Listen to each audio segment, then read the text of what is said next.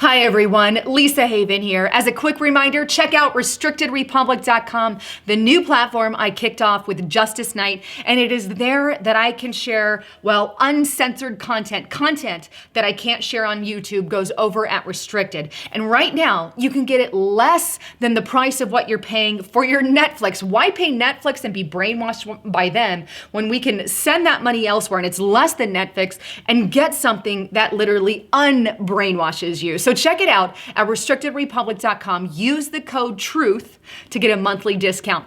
All right, so on today's report, I've got a major report I want to share with you, and that is this. The global dystopia order, as you guys are already well aware, isn't coming. It's already here.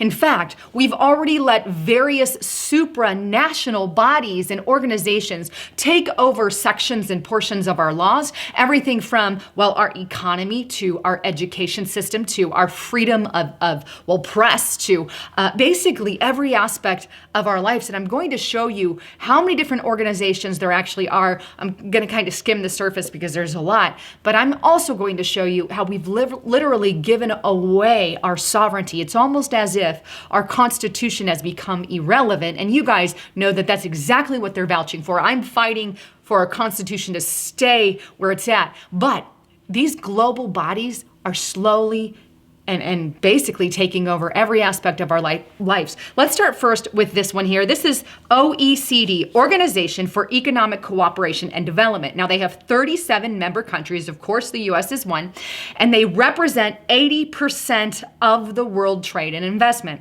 Now, here's kind of their approach. Their approach to informing policies and creating global standards is based on a robust process of multi-stakeholder collaboration, intensive peer learning, multiple policy monitoring to a voluntary basis, working together, relying on evidence, ensuring all better policies. Basically, they collect and compare data, connect analysis to inform and steer economic, social, and environmental policies. So the OECD is, well, coordinating attempts by government, right, to restrict freedom of their citizens to avoid taxes. So you can't avoid taxes in any way. So we're going to force 100 jurisdictions to supply information on the financial affairs of every citizen, no matter where they live. So we're going to get information from your banks, your accountants, your lawyers, your financial advisors, all put it together, and they're going to network this thing so we can get and make sure there's no tax issues here. And to date, they've actually gained 89 billion more in tax revenue. This is an organization who is working directly with your financial information, collecting data on you. Who gave this supranational body the power to do that? We here in the US did, you see. We didn't throw a fit when this organization was formed. In fact, we were part of one of the founders. Let's just get a little more out of the average American, but this is one. Let's move on to another. And I'm not going to have time to go through all of them, so I'm going to go through a lot of the big ones, but let's go to the IMF, the International Monetary Fund. Here is their actual website, and this is what they state. They have 189 countries that are working to foster global monetary cooperation, secure financial stability, facilitate international trade, promote high employment and sustain economic growth, and reduce poverty around the world. They were created in 1945, governed and held accountable by 189 countries making up its global membership. Their primary purpose is to ensure the stability of the international monetary system, the system of exchange rates, and international payments that enable countries to transact with each other. And so there you have it. Basically, the reason why I wanted to list this one is, again, it is a globalist organization, but through the IMF, they could take and use that in the future, basically on the green agenda. They can prioritize investment funding for alternatives to fossil fuels, both directly and indirectly through the World Bank branch and through the regional developmental banks that they have. So if they want us to go green and start doing something, the IMF can definitely play a role in that. So here we have the power of our economy, the power of our information, data collection being given to two separate bodies outside of the US already. What about the United Nations? Now, we know the United Nations is made up of 193 member states. Let me show you this information. This is what it states here. It says, due to the powers vested in the UN Charter and its unique international character, the UN can take action on the issues confronting humanity in the 21st century, such as peace and security, climate change, sustainable development, human rights, disarmament, terrorism, humanitarian aid, health emergencies, gender equality, government, food production, and more. We've basically given almost a chunk of our authority over to the UN. You see, if they control all of what they just said, and we go and we aid and we help, right? It's always done in the name of aid and help, but yet they've already shown that they've pushed rules and regulations. I've done multiple videos, just, video after video showing the UN taking over portions of our laws.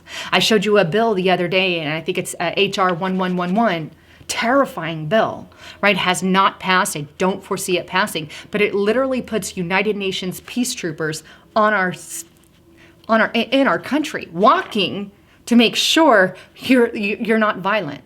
You see, all the while they can carry their guns and disarm you. I mean, there's so much, but let's go on to some of the various divisions within the United Nations. I'm gonna throw up a few. We have Food and Agricultural Organization, Conference on Trade and Development, UN Disarmament, Statistical Division, Drugs and Crime, UN Industrial Development Organization, UN Habitat, and UNESCO. And that's not all of them. There's a bunch more, but all these are stealing your freedoms. I mean, think of how many supernatural or international governments that we have stole. So we have IMF stealing some on the economies. We have OECD stealing our privacy and our economy. We have the United Nations basically taking over the green movement in America, forcing and enforcing United Nations policies, not to mention they're getting involved in migration and everything else.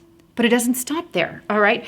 What about the World Bank? And I brought this up under the IMF, but the World Bank has 189 member countries. Okay, it has 5 institutions and parents with governments, the private sector, and one World Bank, of course.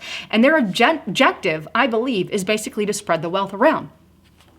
Take money from some of the more prosperous countries and let's pass it on to a little bit of the other countries.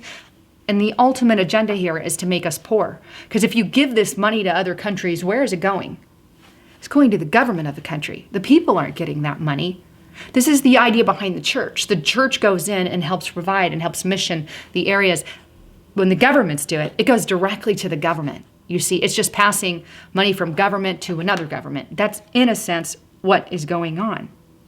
Let's not forget about the World Health Organization, who has taken over our health, so to speak. I'm going to toss that up on the screen. There's 194 member states. They focus on combating disease. And of course, forcing vaccinations, I think, is eventually going to be a part of their agenda.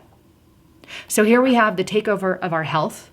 We have the World Bank takeover of our economy. The United Nations taking over, basically enforcing the green movement in the United States, not to mention enforcing education. They've done that through Common Core. It's all linked at the UN, right? IMF, and then we have, OECD taking over our data. I mean, when does this stop? But let's go on. Do you know that they also have ID 2020? And I've talked about this a few times, and a few even years ago on my channel. I'm going to throw up their website. But basically, this is the globalist system for global identification. You want to know where the global ID for all is going to come from? It's going to come from ID 2020. This is a globalist organization working with the UN and others to identify everyone. Again, another globalist organization. And then here in the United States of America, I revealed this in yesterday's report, the USMCA. Take a look at this. This is on actual whitehouse.gov. This is basically the merger of United States, Mexico, and Canada, all under like a North American Union kind of thing. They're just not going to call it the NAU.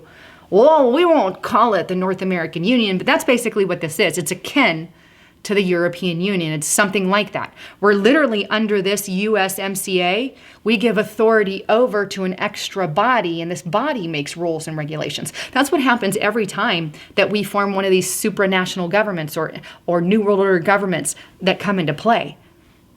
The Congress no longer has a say in certain aspects. So in certain aspects that pertain to economy, Congress is out. In certain aspects that pertain to education, Congress is out. In certain aspects that pertain to this merger between United States, Mexico, and Canada, they're out. certain things that pretend to ID or health or whatever it is. They're given over to separate bodies that we didn't elect. And it isn't coming, it's here. Now, the USMCA has not fully been implemented yet, although I do foresee that coming in the very near future. Pelosi has yet to vote on it, and they may within the month. That's definitely a possibility because they've put it on the table off and on.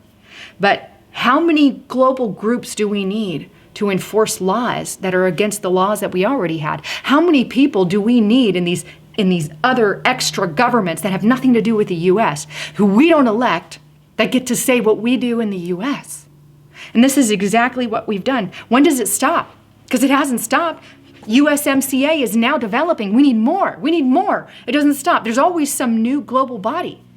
Just like in the United States, we had 3 branches of government. Then we started creating the FBI, the CIA, the DIA, the NSA, the FEMA, the Department of Homeland Security. Boom, boom, boom, boom, boom, boom, boom.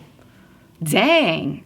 Where'd they all come from? They're doing the same with the global orders. Well, let's just, so we give this organization control here, and this one control here, and control here. It's kind of like the boiling frog. Put a frog in a pot of boiling water, and put a frog in a pot of warm water, and you slowly turn up the heat. The frog will sit there and die because it's been slowly boiled to death. Well, that's what's happening in America.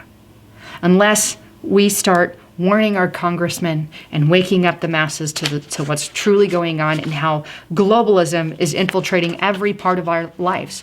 We need to start informing our congressmen and informing people and getting the word out.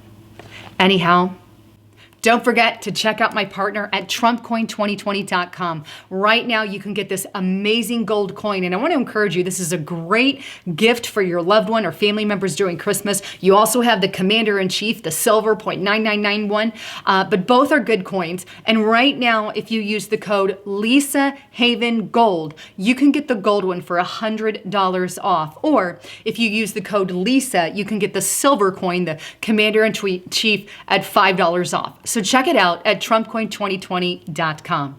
All right. Thanks again for tuning in. I'm Lisa Haven, signing out.